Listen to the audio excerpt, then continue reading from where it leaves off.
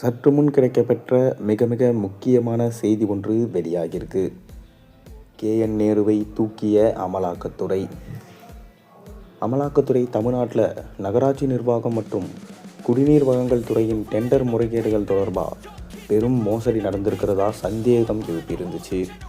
டெண்டர்கள் முறைகேடாக ஒதுக்கப்பட்டு முறைகேடுகள் சதி திட்டங்கள் மூலம் குறைந்தபட்சம் 1020 கோடி லஞ்சமாக பெறப்பட்டிருக்கிறதா அந்த அமைப்பு குற்றம் சாட்டியிருக்கு.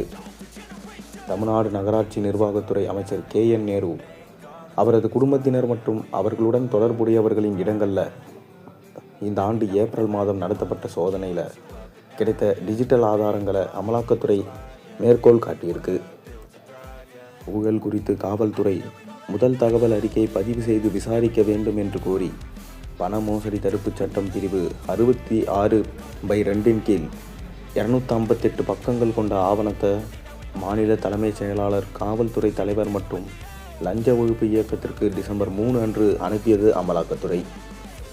இந்த FIR பதிவு செய்யப்பட்டால் பண மோசடி தடுப்புச் சட்டத்தின் கீழ் அமலாக்கத்துறை விசாரணையை தொடங்க அது வழிவகுக்கும் என்று அதன் கடிதத்தில் தெரிவிக்கப்பட்டிருக்கு.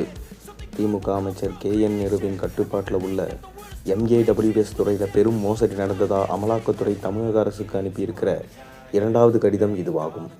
முன்னதாக அக்டோபர் 27 அன்று MAWS துறையில் நடந்த வேலைக்கு பண மோசடி தொடர்பாக FIR பதிவு செய்ய கோரி காவல்துறைக்கு அமலாக்கத்துறை கடிதம் அனுப்பியிருந்தது.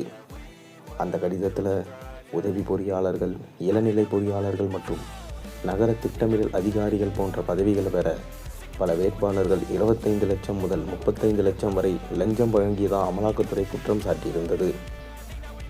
ஒரு விசாரணை நிறுவனம் பதிவு செய்த முதல் தகவல் அறிக்கை இல்லாமல் பண மோசடி விசாரணையை அமலாக்கத்துறையால் தன்னிச்சையாக நடத்த முடியாது.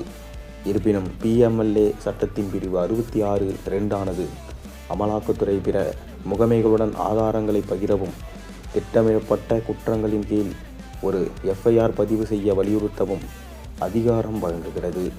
இதன் மூலம் பண மோசடி விசாரணையை தொடங்க முடியும்.